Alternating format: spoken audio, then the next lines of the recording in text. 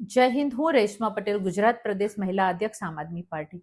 આજે મારે ભાજપના ભડકાની વાત કરવી છે, ભાજપની ભૂંડી હાલતની વાત કરવી છે, કારણ કે જે ભાજપ ઉપર વિશ્વાસ મૂકી જનતાએ એને જનતાના કામ કરવા માટે બેસાડી છે, એ ભાજપે જનતાના કામ તો કર્યા નથી, ભાજપ જનતાને કફોડી હાલત કરી છે। પણ આજે એના પાપના પોટલા ભરાઈ ગયા છે, એટલા માટે આજ ભાજપની ભૂંડી હાલત થઈ રહી છે, કારણ કે એ વસ્તુ સાબિત કરે છે કે જે ભાજપના ધારાસભ્યો છે પોતાના વિસ્તારના કામ કરવા માટે પત્રો રમી રહ્યા છે। અહીંયા હું એક પત્રની વાત નથી કરતી, જૂનાગઢના ધારાસભ્યના વિસ્તારની સમસ્યાઓને લઈને પત્ર લખી રહ્યા છે, વિરમગામના ધારાસભ્ય હાર્દિકભાઈ પોતાના વિસ્તારની ગટરો સરખી કરવા પત્ર લખી રહ્યા છે, રાજુલાના ધારાસભ્ય સિંહોના મૃત્યુ પર પત્ર લખી રહ્યા છે, ભાવનગરના ભાજપના મેયરે આત્મવિલોપનની ચીમકી આપી રહ્યા છે અને અસંખ્ય હોદ્દેદારો ભાજપ સામે બંધ પોકારી રહ્યા છે।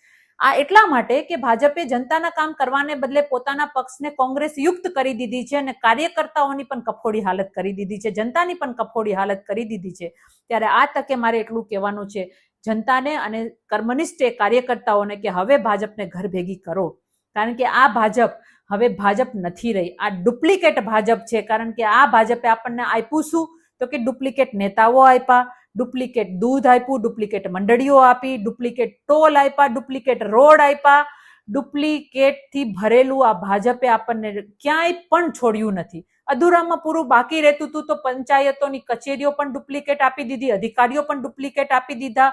એટલે આ ડુપ્લિકેટ નેતાઓની જે ભાજપ છે એને ઘર ભેગી કરવાનો સમય આવી ગયો છે।